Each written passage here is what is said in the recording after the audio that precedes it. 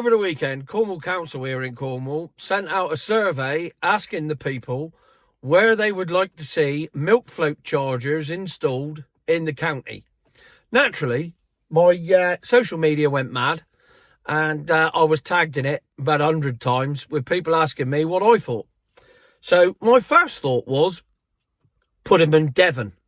For those of you that are further away and don't know where they are, here's Cornwall and Devon on the map. And anywhere to the right of that red line, that'd suit me fine.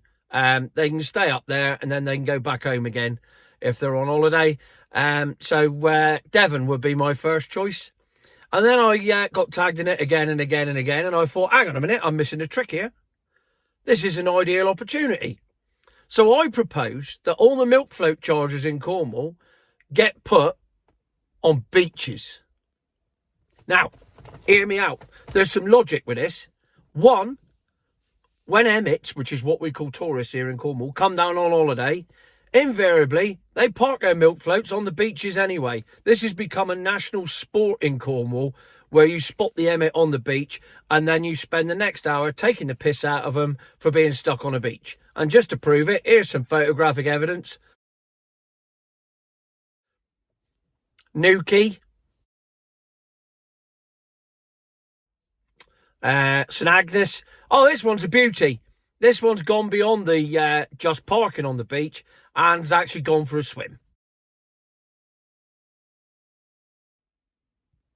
So therefore, if you put milk float chargers on the beach, A, you're killing two birds with one stone. B, when they inevitably catch fire, all you got to do is wait for the tide to come in and it'll put the fire out for a little bit. Not continuously, because obviously you can't put an EV fire out. They just burn continuously, and that's why you need cooling tubs to put them in for 24 hours. So it might be there a couple of days.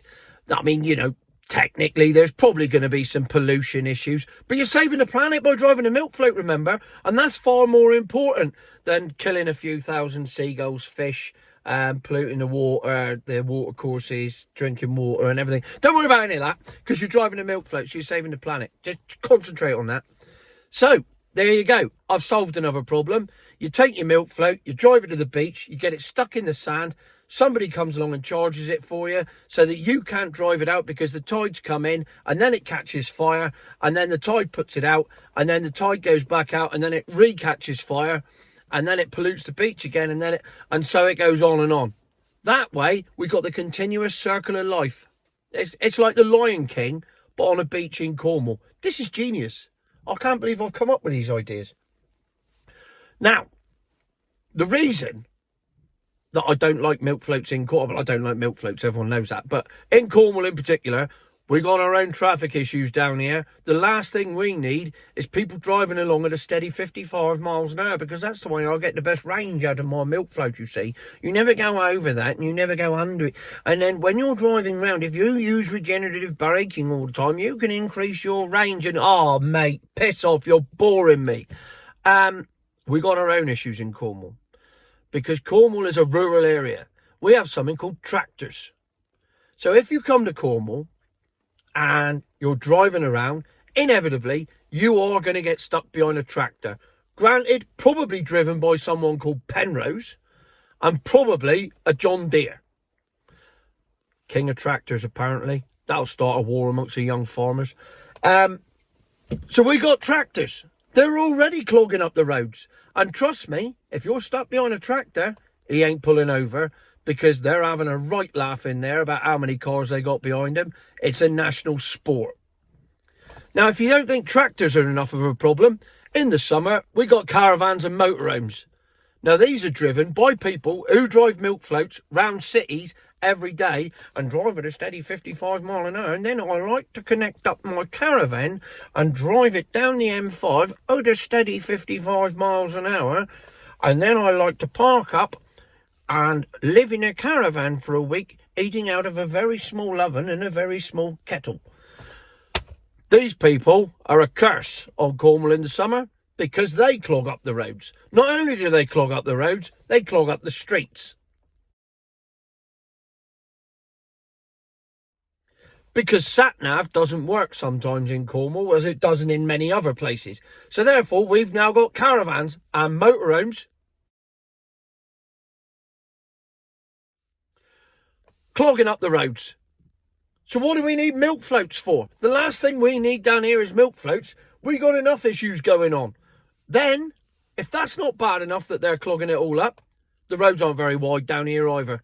And milk floats are notoriously wide. They're wider than normal cars, I'm convinced of it.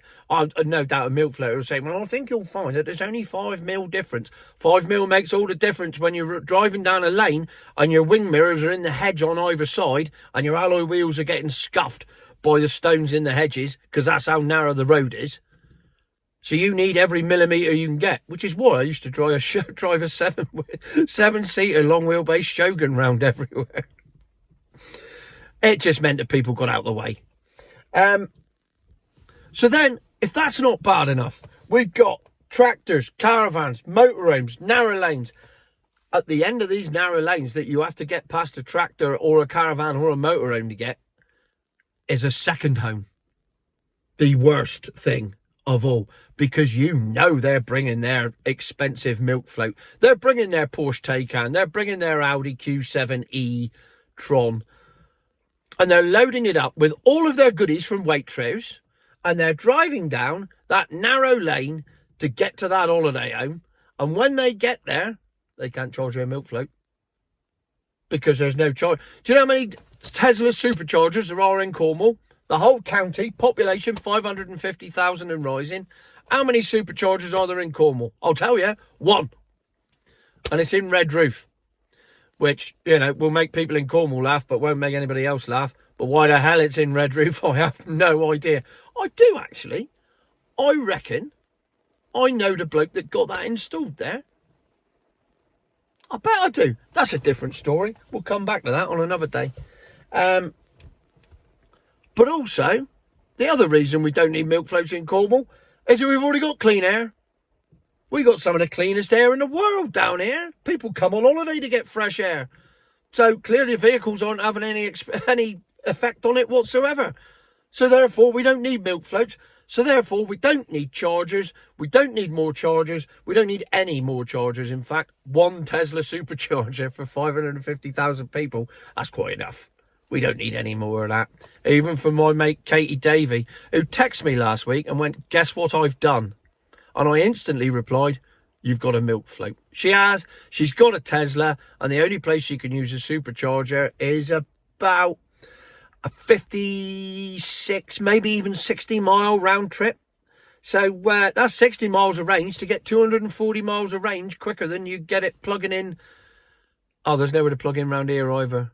I live in a place called St Austell. The biggest town in Cornwall with the largest population. And the nearest proper charging station is 8 miles up the road. And that's the one. If you watch the video where I go on about Wendy Miller powering batteries to power chargers, that's the one. So it's not even a good one. So we don't have the infrastructure down here, which I think is brilliant. And that's why I love living here, because we don't have the infrastructure, because we don't need it. Because most people in Cornwall are on minimum wage and they can't afford a bloody milk float anyway. So what does it matter? We're all driving around in 25-year-old Peugeot 207s and stuff down here. No, be a 206 if it's 25 years old for those purists out there. And as long as you've got a car with an MOT, most people are happy with that. So there you go. The moral of the story is, don't put out a survey asking where you want milk float chargers to be in Cornwall, because the answer is Devon. Yeah, summed that up quite nicely. Future my arse, like, subscribe, share, etc, etc. Don't forget to watch the Hitler video. It's on YouTube and it's on Facebook, because it's not monetized because there's copyright issues with it, but it is some of my finest work. Though I did forget to get Hitler to say future my arse, so thanks for pointing that out, whoever did. Somebody did. And for those of you that have commented on it and called me a comedy genius, world-class comedy, yeah, you're feeding my ego really, really well, and I'm enjoying every single minute of it. So thank you for that. And once again, future my arse. Cheers.